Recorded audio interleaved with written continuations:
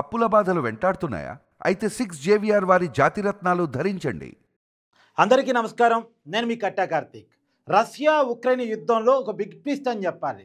ఇప్పుడు north Korea అధ్యక్షుడిగా ఉన్నటువంటి కిమ్ జాంగ్ డైరెక్ట్గా ఈ యుద్ధంలోకి ఎంటర్ అయ్యాడు. రష్యాకి సపోర్ట్ ఇస్తున్నట్టుగా ప్రకటించాడు. అంతేకాదు రష్యా అధ్యక్షుడు పుతిన్తో చర్చలు జరిపినట్టు కూడా తెలుస్తోంది. నార్త్ కొరియా సైన్యాన్ని రష్యాకి పంపించినట్టు కూడా తెలుస్తోంది. నిజానికి రష్యా ఉక్రెయిన్ యుద్ధంలో కొన్ని సాంప్రదాయాలు కొన్ని పద్ధతులు పాటించారు. కానీ నార్త్ కొరియా రంగంలో దిగిందంటే, కిమ్ జాంగ్ కనుక రంగంలో దిగారంటే ఇక సాంప్రదాయాలు పద్ధతులు యుద్ధ పద్ధతులు అంటే ఏముండవు. అదొక సపరేట్ యుద్ధ తంత్రం కిమ్ జాంగ్ దగ్గర ఉంటుంది. నేను చెప్పిందే నీతి, నేను చేసిందే న్యాయం అన్నట్టు కిమ్ జాంగ్ ఉంటాడు. సో సాంప్రదాయకమైనటువంటి నీతులు పద్ధతులు పాల్గొనేటువంటి వ్యక్తిత్వం కిమ్ జాంగ్ది కాదు. మీకు క్లియర్ కట్ విషయంతా, ఈ మధ్యకాలంలో ఉక్రెయిన్ రష్యా మీద దాడి చేసింది. 117 డ్రోన్ ద్వారా రష్యన్ భూభాగం నుంచి రష్యాలో ఉన్నటువంటి రష్యన్ పౌరులను ఏజెంట్గా పెట్టుకొని రష్యా మీద దాడి చేసి చాలా పెద్ద నష్టాన్ని రష్యా కలిగించింది. రష్యన్ ఎయిర్ బేస్ సిస్టమ్స్ చాలా వరకు దెబ్బతిన్నాయి. 41 యుద్ధ విమానాలు దెబ్బతిన్నాయి. లక్షల కోట్ల రూపాయల నష్టం ఈ రష్యాకు చేకూరింది. ఇది మాత్రమే కాదు, రష్యాకు సంబంధించినటువంటి ఆయుధ సంపత్తి, తర్వాత ఏదైతే అణు బాంబులని స్టోర్ చేసి పెట్టుకుని దాదాపు 30% దెబ్బ తిన్నాయని చెప్పేసి ఉక్రెయిన్ చెప్తా ఉంది. ఈ పరిస్థితుల్లో గతంలో పాల్గొనేటువంటి పద్ధతుల్ని కానీ గతంలో పాలైన సాంప్రదాయాలను కానీ రష్యా కూడా ఫాలో కావాలని కోరుకోవట్లేదు. పైగా ఉక్రెయిన్కి డైరెక్ట్గా యూరోప్ సపోర్ట్ ఇస్తున్నట్టు చెప్పేసింది. పైగా డబ్బులు ఇస్తామని కూడా ప్రకటించింది. ఇప్పుడున్న పరిస్థితుల్లో కూడా యూరోప్ డైరెక్ట్గా ఉక్రెయిన్కి సపోర్ట్ చేయడం మీద రష్యా చాలా గరంగా ఉంది. నాట్ ఓన్లీ ఉక్రెయిన్, డైరెక్ట్గా నేను యూరోప్ మీద కూడా దాడి చేస్తాను అనే రకంగా రష్యా ఉందా అనేటువంటి ఆలోచన ఇంటర్నేషనల్ మీడియాలో ప్రచురితం అవుతూ ఉన్నాయి. ఈ టైంలో నిజంగా యూరోప్ మీద కనుక రష్యా దాడి చేస్తే, ఇప్పటివరకు ఉక్రెయిన్ రష్యా యుద్ధం చేసాం, కానీ ఉక్రెయిన్ వెనకాల ఉన్నటువంటి యూరోప్ మీద దాడి చేస్తే ఎప్పుడు అమెరికా కూడా యూరోప్కి సపోర్ట్గా వస్తుంది అనేటువంటిది ఒక అంచనా. ఒకవేళ అమెరికా రంగంలో దిగితే, యూరోప్ రంగంలో దిగితే రష్యాకి సపోర్ట్గా చైనా కూడా వస్తుందని, అంటే ప్రపంచంలో పెద్ద దేశాలుగా ఉన్నటువంటి ఈ దేశాలన్నీ కూడా యుద్ధంలోకి వచ్చేస్తే అదొక ప్రపంచ యుద్ధంగా మారేటువంటి అవకాశం కూడా ఉంటుంది. అయితే ఎక్కడ మళ్ళీ ప్రపంచ యుద్ధంగా మారదు అనేటువంటి ఒక అనుమానం ఏంటంటే, అందరికీ బిజినెస్ అవసరాలు ఉంటాయి కదా, అందరికీ దౌత్యపరమైనటువంటి వాణిజ్యపరమైనటువంటి అవసరాలు ఉంటాయి కదా. ఒక దేశంతో ఇంకొక దేశానికి ఉన్నటువంటి సంబంధ బాంధవ్యాలు ఈ మూడో ప్రపంచ యుద్ధం రాకుండా అడ్డుకుంటాయేవో అనేటువంటి ఒక ఆశ. కానీ కిమ్ జాంగ్ కనుక రంగంలో దిగితే ఆశని చంపేస్తాడు. ఎందుకంటే పద్ధతులు పాల్గొకుండా డైరెక్ట్ చేసిపోయి అనుభవం వేసేస్తాడు ఉక్రెయిన్ మీద అనుభవం వేసేసాడు అనుకోండి, డైరెక్ట్గా యూరోప్ కాదనుకున్నా వద్దనుకున్నా యుద్ధంలోకి డైరెక్ట్గా దిగేసింది.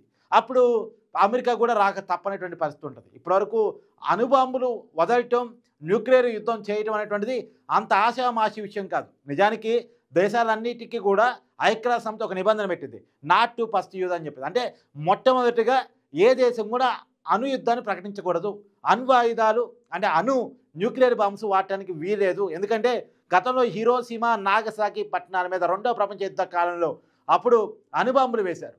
ఇప్పటికీ అక్కడ మొక్క కూడా పుట్టదు. అక్కడ ఆ సరిహద్దుల్లో ఎవరైనా జననం జరిగితే అంగవైకల్యంతో పుడతారు, పుట్టకంతా కూడా అంగవైకల్యంతో గడుపుతారు.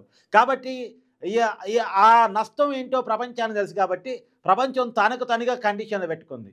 రష్యా ఇప్పటివరకు అణుబాంబు వేస్తుంది అని ప్రచారం జరుగుతున్నప్పటికీ కూడా రష్యా వెయ్యదులే, రష్యా సాంప్రదాయం అది కాదులే, రష్యా గతంలో ఎప్పుడు కూడా అణుయుద్ధం ఎవరి మీద చేయలేదులే అనేటువంటిది ఒక నమ్మకం. రష్యా అంటే ఒక పద్ధతిగా సాంప్రదాయబద్ధంగా ముందుకెళ్ళి తప్ప అంత ఈజీగా అణుబాంబుల్ని వాడదు అనేటువంటిది. కానీ ఇప్పుడు కిమ్ జాంగ్ కనుక రంగంలో దిగి, ఇప్పటికే నార్త్ కొరియా సైన్యాన్ని కూడా రష్యాలోకి పంపించారని చెప్పేసి, నార్త్ కొరియా డైరెక్ట్గా యుద్ధంలోకి దిగితే ఈ కిమ్ జాంగ్ గురించి కొన్ని కథలుగా చెప్పుకుంటూ ఉంటారు ప్రపంచం మొత్తం.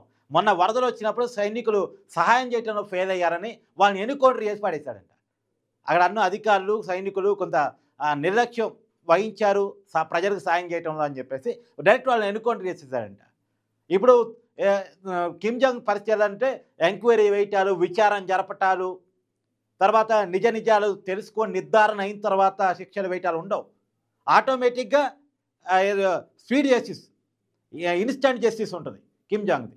కాబట్టి మనం యుద్ధతంత్రం అనేది డిఫరెంట్గా ఉండాలని భావిస్తూ ఉంటారు. అమెరికా వద్దని చెప్పినా కానీ న్యూక్లియర్ వెపన్స్ తయారు చేసినటువంటి వ్యక్తి కిమ్ జాంగ్. అమెరికా వార్న్ చేస్తున్న అణుపరీక్షలు జరిపినటువంటి వ్యక్తి కిమ్ జాంగ్. సో అమెరికాకే భయపడనటువంటి వ్యక్తిత్వం, ఈ ప్రపంచంలో ఎవరికి భయపడనటువంటి వ్యక్తిత్వం, ఇన్స్టెంట్ జస్టిస్ కోసం నిలబడ్డ విలక్షణమైనటువంటి వ్యక్తిత్వం. ఈయన్ని తిట్టే వాళ్ళు ఉంటారు, పొగిడే వాళ్ళు ఉంటారు, పిచ్చోడు అనే వాళ్ళు ఉంటారు, రకరకాలుగా ఉంటారు. సరే ఏదేమైనా నార్త్ కొరియాకి అధ్యక్షుడిగా ఆయన ఉన్నటువంటి పరిస్థితి. ఇవాళ అతను రంగంలో దిగుతున్నాడు కాబట్టి ఇవాళ ప్రపంచం మొత్తం భయపడుతుంది.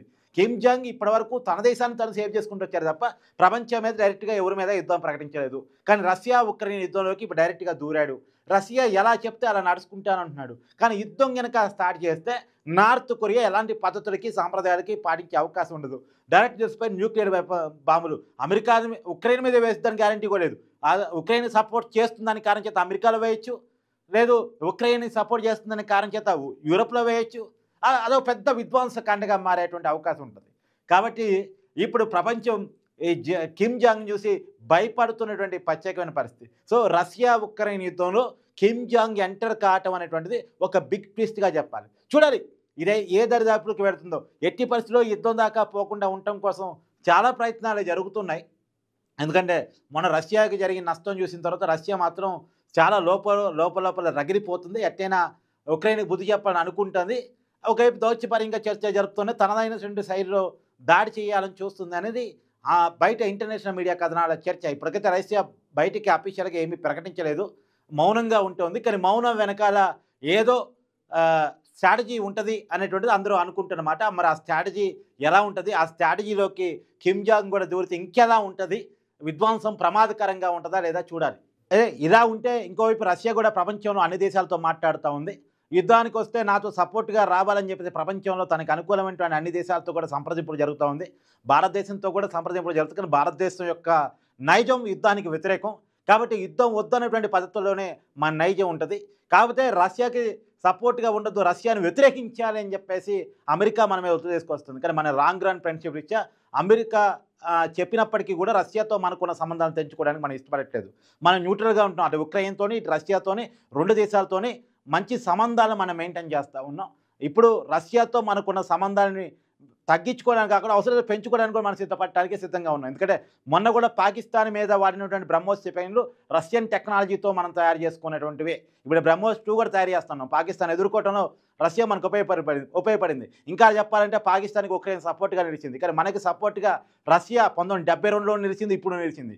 కాకపోతే యుద్ధం అనేటువంటి పద్ధతికి మన వ్యతిరేకం కాబట్టి ఇప్పుడు మనం యుద్ధం వద్దు అనేటువంటి స్టాండ్లోనే మనం ఉంటా ఉన్నాం. కానీ చైనా మాత్రం రష్యాకి సపోర్ట్గా పోయేటువంటి అవకాశం ఉంది. ఎందుకంటే అమెరికా బ్రిటన్కి అది ఆ దేశం యూరప్ ఖండానికి కానీ అమెరికాకి కానీ కొంత వ్యతిరేకంగా ఆలోచన ధోరణి ఉంటుంది కాబట్టి రష్యాకి పాజిటివ్ ధోరణిలో ఉంటుంది కాబట్టి చైనా మాత్రం యుద్ధంలో దూరేటువంటి అవకాశం ఉంటుంది. చూడాలి ఈ ప్రపంచ దేశాల మధ్య ప్రచ్ఛన్న యుద్ధం ఉన్నటువంటి సమయంలో ఆ డైరెక్ట్ యుద్ధంగా మారితే ఎలా ఉంటుంది అనేటువంటిది.